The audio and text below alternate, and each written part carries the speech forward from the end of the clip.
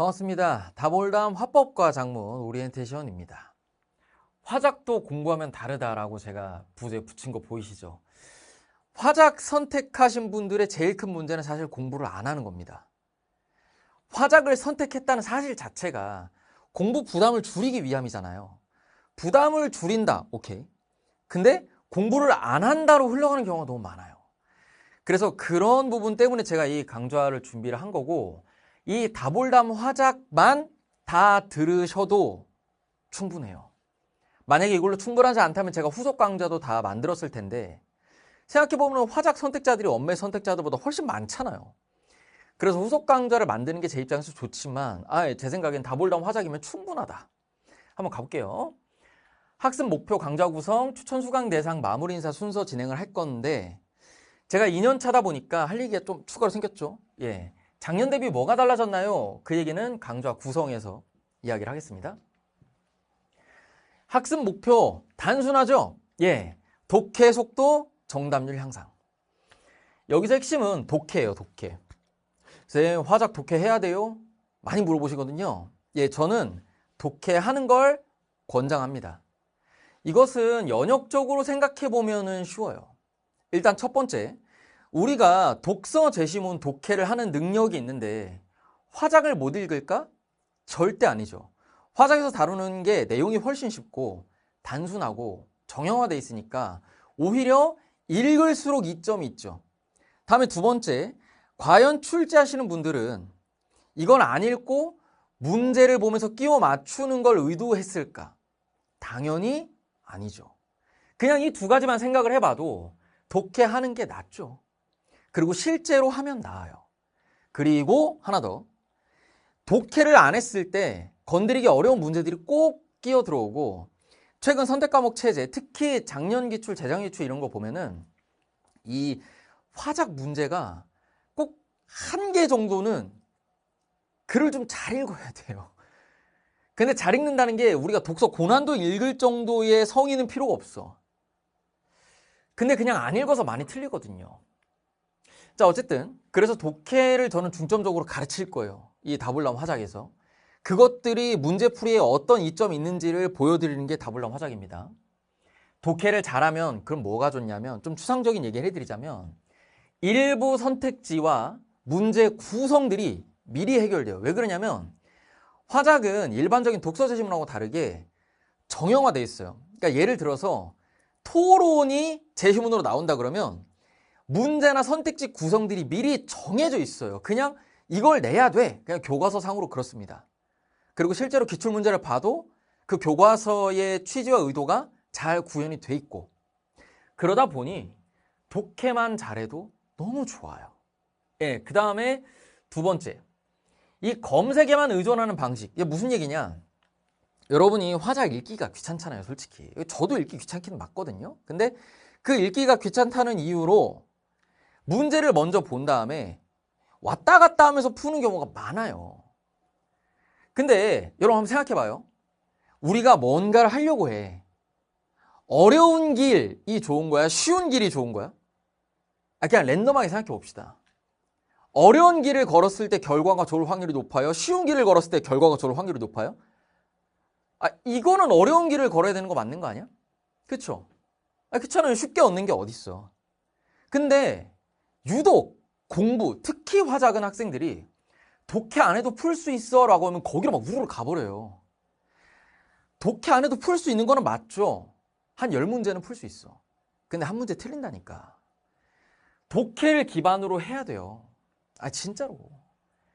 좀 어려운 길이긴 할 거야. 하지만 여러분이 저와 함께 공부하기로 마음 먹었고 저의 진정성을 느끼신다면 믿고 한번 따라와 보세요. 독해하고 그 독해 결과물을 활용하는 방법들을 알려드릴 겁니다. 강좌 구성은 다음과 같습니다. 화법과 작문 내용 전범위를 다루고요. 다볼담 화법과 작문 한 권 있으면 끝. 특징으로는 제가 3개를 꼽았는데 밑에 별표 친 건 좀 따로죠. 자, 첫 번째, 정형화된 독해 및 출제 요소를 정리해 드릴 거예요. 아까 얘기했죠?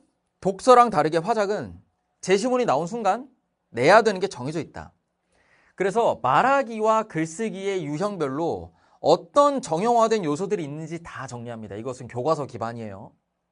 이걸 다 해드린 다음에 개념 정리로서 다 해드리고 오답률 베스트로 재구성한 고난도 연습 세트를 풀어볼 거예요. 그렇게 한 이후에 최신 기출 풀이가 있습니다. 2025학년도, 2026학년도 6월, 9월 수능 실전 풀이를 제가 전 과정을 보여드릴 거예요.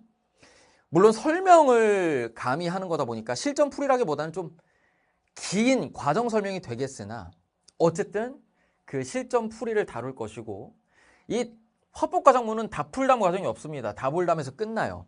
여기까지만 열심히 하시면 돼요. 이거 몇 강 안 됩니다. 아시겠죠? 다음은 재수강 가는 학생들을 위한 2026학년도 대비 변동사항 안내입니다. 2026학년도의 수업 설명들이 다 유지가 돼요. 여기에 추가로 그냥 작년 6월, 9월 수능이 추가됩니다. 풀이 추가. 그래서 나 작년 교재 들고 있는데 거의 새 건데 이거 교재 새로 사야 되나요? 최신 기출 해설지 필요 없으면 그냥 작년 교재 들으셔도 됩니다. 아시겠죠? 뭐 굳이 또 이거 당연히 교재를 새로 사야지 이렇게 얘기는 안 할게요. 알겠죠? 다음에 추천 수강 대상인데 화작의 추천 수강 대상은 명확해요. 오답이 있으면 들으세요. 쌤, 저 문제 풀면 안 틀리긴 하는데 그냥 뭐 가르치나 궁금해요. 하지마. 그 시간에 독서 분학하세요. 아시겠죠? 이 오답이 있다는 것은 공부의 필요성이 있다는 것이고 공부를 제대로 하면 오답이 줄어요. 그냥 없어져. 알겠죠? 뭐 강사 입장에서야 그냥 뭐 누구든지 들으시면 좋아요라고 하면 뭐 좋긴 한데 솔직히 화작 안 듣고 잘하시는 분들은 그냥 안 하시는 게 맞아요. 시간이 좀 아깝다. 아시겠죠? 자, 그 다음에 많이 나오는 질문이에요. 저 화작 원매 고민 중이에요. 근데 언어 그 문법 공부는 제가 경험이 좀 없거든요. 이러시는 분들이 있어요. 자, 고민 중에 화작 하는 겁니다. 언어와 매체 공부는 확신을 가지고 있어도 1년 끝까지 끌고 갈 수 있다는 보장이 없어요. 근데 시작도 하기 전에 엄매 화작 고민이면 그냥 화작 하는 거예요. 아시겠죠? 전 이거 일관되게 작년부터 말씀드리고 있습니다. 끝으로 인사드리고 물러가겠습니다. 여러분, 화작은요 쉬운 게 아니에요.